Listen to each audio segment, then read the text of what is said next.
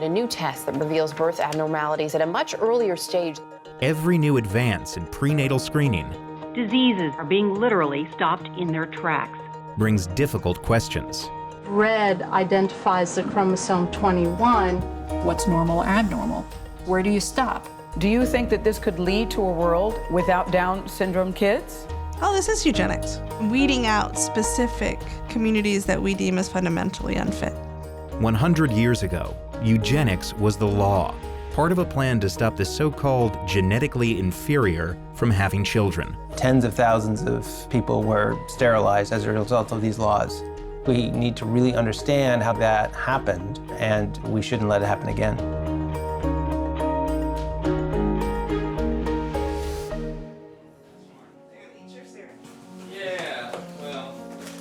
Jackson, where's your bowl? In many ways, Rebecca and Patrick Coakley lived the American dream. Jackson is 7, Kaya is 4, and the last addition is Kendrick. It's never boring. We have a great life. I had the pleasure of growing up in a very strong community of little people. I was literally born and raised into the disability rights movement. Rebecca is the second generation of her family with achondroplasia, the most common form of dwarfism, and is an advocate for people with disabilities. We need fair pay. We need family leaves. Our issues are fundamentally women's issues. I was in the White House for 2.5 years as President Obama's chief diversity officer. It was an incredible experience. In August of 2017, she published an editorial about genetic engineering and prenatal diagnosis. So as the testing becomes more and more available, obvious fear is that people will abort kids like that cute girl riding the scooter outside because of what they don't know.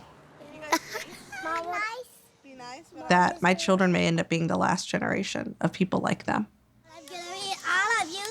I think we can look back historically, and it's scary. What is the bearing of the laws of heredity upon human affairs? Eugenics provides the answer.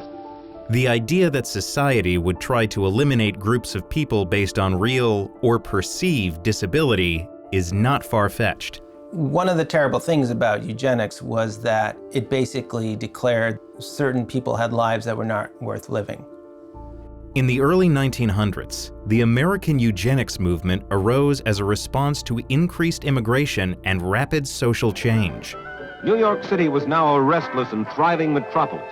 People are moving from farms to cities, and there's a lot of poverty and crime.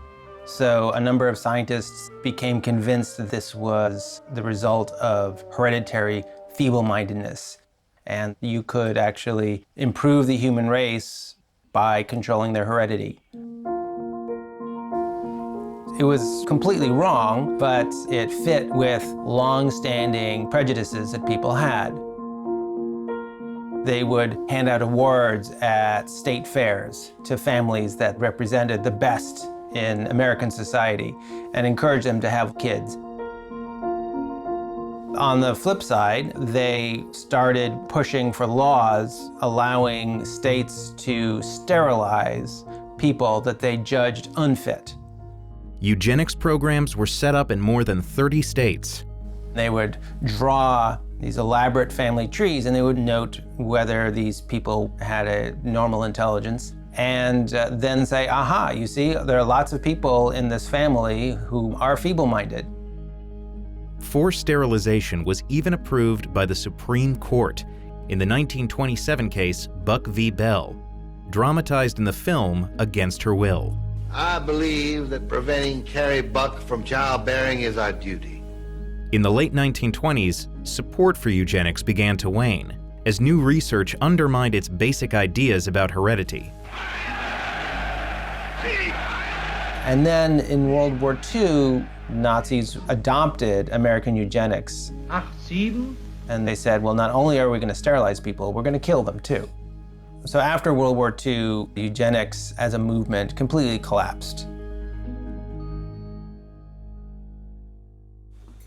Despite her fears, Rebecca Coakley says reproductive choices must always be personal, and that it's important to remember eugenics laws prevented people with disabilities from making these kinds of decisions for themselves.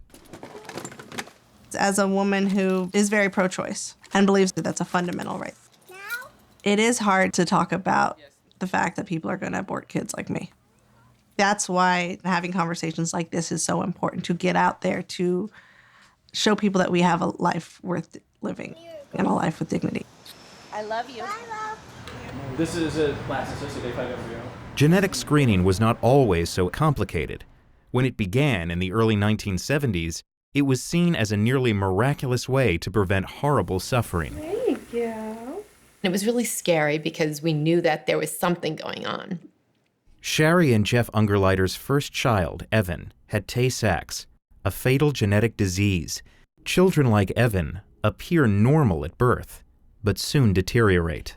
It's horrible. His children go blind and deaf. They can't move on their own. They can't express what they're feeling. On a good day, he would have 24 seizures. There was nothing that we could do for Evan except keeping him happy, out of pain, not suffering. Happy birthday. There is nothing worse than knowing that your child is going to die before their 5th birthday. A family's chances of having a Tay-sachs child are greatest if they are of Jewish heritage. Tay-sachs is caused by a mutation in a single gene. In 1971, a test was developed to identify Tay-sachs carriers. If both parents carried the gene, there'd be a 1 in 4 chance that the fetus would have this disorder. The Jewish population said, let's start a screening program. A simple blood test provides a way to prevent this tragedy. A Tay-sachs testing will be held in your community soon. At synagogues, at Jewish community centers, they just set up tables, drew blood, identified the carriers. Okay, buddy. After Evan, Shari and Jeff Ungerleider terminated one Tay-sachs pregnancy and had 3 healthy children. Shari is now a speaker and advocate for screening. I believe knowledge is power. I loved Evan more than anything. I mean, he's my first child. And if there was any way I could have spared him, I would have. Actually perform the genome sequencing. Ron Wapner is a geneticist and obstetrician who has been practicing since the 1970s. You can identify.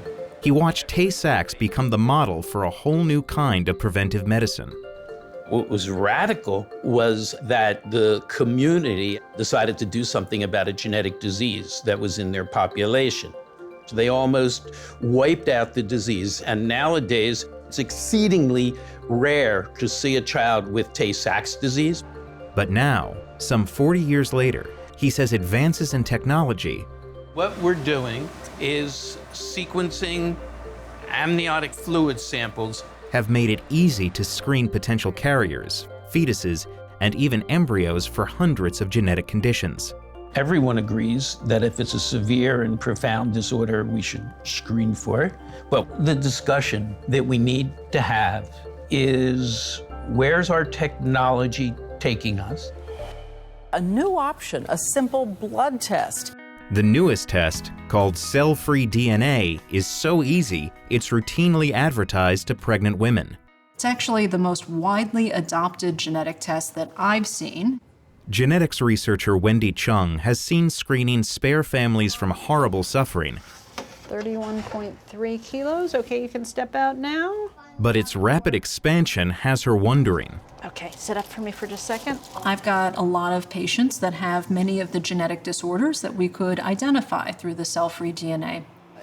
My heart works very hard. Yes, it does. It needs to, knowing that I have Turner syndrome. Girls with Turner syndrome, some of them will have structural differences in the way their heart is formed and differences in the way their ovaries work. I'm pretty sure there's been ups and downs, but that's normal. Yeah. You eat a lot of chips? I'm sort of addicted to them. Ah. They're perfectly healthy. Who's to say that that's a disease? It's a difference, sure. Is it something that you can still be happy, well-adjusted, productive member of our community? Of course. High five. When it began, screening was only for those with known risk. Now, Dr. Chung worries about offering more tests to more people without first educating them about what the results really mean and what various conditions entail. The concern is they buy into that idea that they need to do as much as they can to ensure a healthy child. When there's a genetic problem with their fetus, the knee-jerk reaction is, it started with Tay-sachs, so it must be the same. And so automatically they start thinking about ending that pregnancy, because if it weren't bad, why would you have tested me for this in the first place? As we consider our options, as individuals and as a society, there is also the shadow of history. No matter what we do, the one line we should never cross is this always has to be voluntary. It should never be a mandate that you have to have genetic screening or testing. We have to be incredibly on our guard that we're not simply looking at people and saying, I've decided your life is not worth living.